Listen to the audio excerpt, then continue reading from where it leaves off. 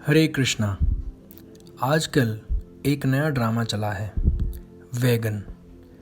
पहले दो होते थे, एक वेजिटेरियन और दूसरा नॉन वेजिटेरियन। वेजिटेरियन यानी जो फल, दूध, सब्जी वगैरह सब शाकाहारी भोजन खाते हैं, और नॉन वेजिटेरियन यानी जो अंडा, मांस, मछली सब खाते हैं। अब यह तीसरी श्रेणी आ गई है, वेगन। वेगन मतलब वो शाकाहारी जो दूध और दूध से बनी चीज़ें नहीं खाते। इन लोगों का कहना है कि मांस खाना तो अत्याचार है ही, लेकिन गाय से दूध लेना भी अत्याचार है। हमें गाय से दूध नहीं लेना चाहिए क्योंकि वो केवल उसके बछड़े के लिए है। असल में ये ड्रामा पाश्चात्य यानी पश्चिमी देशों से यहाँ आया है, जहाँ मलेच्छ लोग रहते हैं। मलेच्छ का मतलब है गाय का मांस खाने वाले लोग। अब वो ऐसे मूर्ख हैं कि या तो गाय का मांस खाएंगे, और अगर गाय का मांस खाना छोड़ेंगे तो फिर गाय का दूध पीना भी अत्याचार बताने लगते हैं। इस तरह तो उन्हें अपनी माँ का दूध भी नहीं पीना चाहिए, क्योंकि उससे भी तो अत्याचार होगा। और उन्हें सांस लेना भी छोड़ देना चाहिए, क्योंकि सांस की गर्मी से भी हवा में उपस्थित बहुत से जीवाणु मर जाते हैं। ये वेगन वाला पागलपन भारत में अभी शुरू हुआ है, क्योंकि अब लोगों ने अपने वेद शास्त्र पूरी तरह से त्याग दिए हैं और आधुनिक बनने के चक्कर में मलेच्छ बनने की तैयारी में लग गए हैं।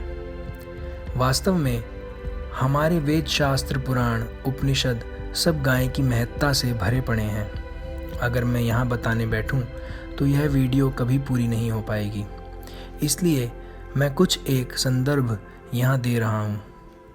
विष्णु पुराण 1.1965 में कहा गया है, हे भगवान, आप समस्त संसार के शुभ चिंतक हैं। विशेष रूप से आप ब्राह्मणों और गाय के शुभ चिंतक हैं। कृपया ध्यान दें, यहाँ पर जन्म से ब्राह्मण अर्थात जाति वाले ब्राह्मण की बात नहीं हो रही है। जाति प्रथा तो मानव निर्मित है। हमारे वैदिक शास्त्रों में कहीं भी जाति व्यवस्था का वर्णन नहीं है। यहाँ गुणों से जो ब्राह्मण है उसकी बात हो रही है, अर्थात जो वेद शास्त्र पढ़ता हो, सुबह जल्दी उठता हो, भगवान की भक्ति करता हो और दूसरों को भी भगवान का ज्ञान देता हो। फिर चाहे वो जाति से शर्मा हो, गुप्ता हो, ठाकुर हो या जाटव हो, शास्त्रों के अनुसार वो ही सच्चा ब्राह्मण है। खैर, चलिए आगे बढ़ते हैं।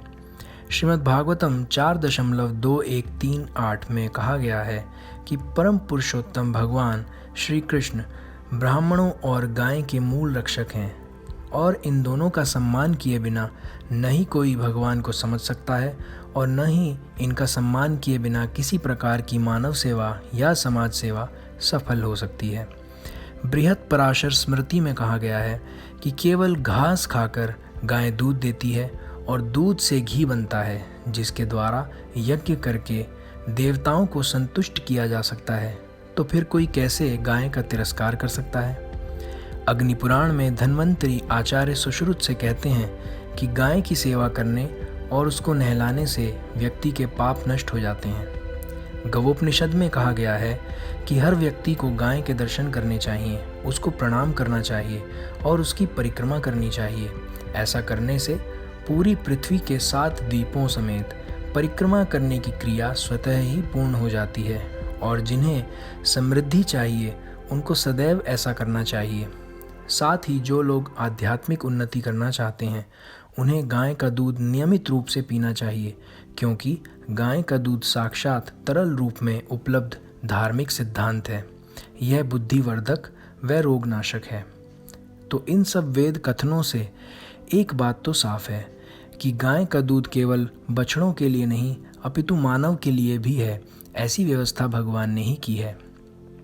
पूरी दुनिया में अगर माँ के दूध का कोई विकल्प है तो वो है गाय माता का दूध। अगर दुर्भाग्य से किसी बच्चे को अपनी माँ का दूध नहीं मिल पाता हो तो उस बच्चे को गाय का दूध पिलाया जाता है, जो माँ के दूध की कमी को पूरी करने में पूर्णतः सक्षम है। गाय बछड़े की आवश्यकता से अधिक दूध देती है ताकि हमें भी उसका दूध मिल सके। गाय बहुत ही संवेदनशील और बुद्धिमान प्राणी है।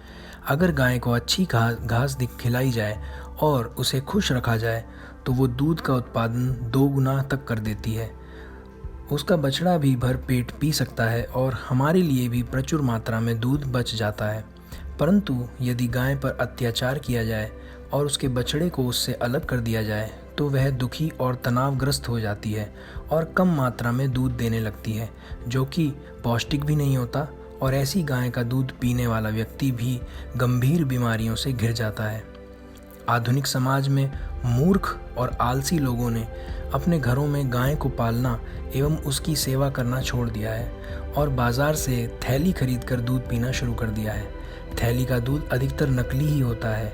एक सरकारी शोध के अनुसार भारत में 70% यानी कि हर 3 में से 2 लोग नकली दूध पी रहे हैं। इसीलिए आजकल अस्पतालों में भीड़ बढ़ती ही जा रही है। अब इसी क्रम में लालची लोग अधिक धन कमाने के लिए कृत्रिम रूप से गाय का ज़्यादा से ज़्यादा दूध पाने के लिए उसका और उसके बछड़े का शोषण करते हैं। कुछ कम बुद्धि वाले लोगों का यह विचार है कि अगर हम गाय का दूध ही नहीं पिएंगे तो गाय पर अत्याचार होना बंद हो जाएगा। क्या वेगन होने से गाय का शोषण बंद हो जाएगा?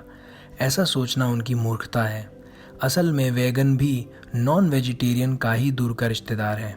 अगर हम गाय का दूध ही नहीं पिएंगे तो फिर तो कोई गाय को पालेगा ही नहीं। इससे मांसाहारियों को गाय का कत्ल करने की और भी छूट मिल जाएगी और बड़े पैमाने पर गाय की तस्करी शुरू हो जाएगी। इसके विपरीत अगर हम सब गाय के पालन का प्रण लें और ज़्यादा से ज़्यादा गाय के दूध को पीने के लिए लोगों को प्रोत्साहित करें तो अपने आप ही लोग गाय का पालन करेंगे और गाय की रक्षा होगी और समाज की आध्यात्मिक और भौतिक उन्नति भी होगी। जिनके पास गाय पालने के लिए स्थान नहीं है वे अपने आसपास के लोगों के साथ मिलकर छोटी छोटी गौशालाएं भी खोल सकते हैं, जहां वे मासिक रूप से दान देकर प्रतिदिन गाय का दूध भी प्राप्त कर सकते हैं। इस तरह की कई गौशालाएं देश भर में खुलनी प्रारंभ भी हो गई हैं।